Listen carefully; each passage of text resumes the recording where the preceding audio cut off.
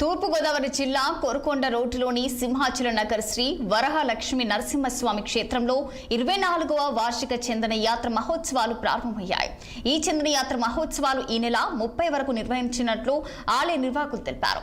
Shri వరహలక్ష్మి Narasimhaswamy trust ఆలయ ధర్మకర్తలు కాళేపు సూర్య సింహాచలం, కాళేపు నాగేశ్వరరావు పర్యవేక్షణలో ఉత్సవ ఏర్పాట్లు కొనసాగుతున్నాయి. 5 రోజుల పాటు స్వామివారికి ప్రత్యేక పూజలు, నిత్య ఆరాధనలు జరగనున్నట్లు అధికారులు తెలిపారు. 30వ తేదీన ఉదయం 10 గంటల నుంచి భక్తులకు శ్రీవారి ప్రసాదం, అన్న సమరాధన నిర్వహించనున్నారు. అదే రోజు సాయంత్రం 6 గంటలకు పుష్పయాగం, ద్వాదశరాధనలు, అలాగే మహాపూర్ణాహుతితో చందన యాత్ర మహోత్సవాలు ఘనంగా ముగియనున్నాయి. ఈ మహోత్సవాల్లో భక్తులు పెద్ద సంఖ్యలో పాల్గొని స్వామివారి కృపకు పాత్రలు కావాలని ఆలయ కమిటీ సభ్యులు విజ్ఞప్తి చేశారు. శ్రీవారి యొక్క చందనాల స్వామికి చందనాన్ని సమర్పించి తరించండి.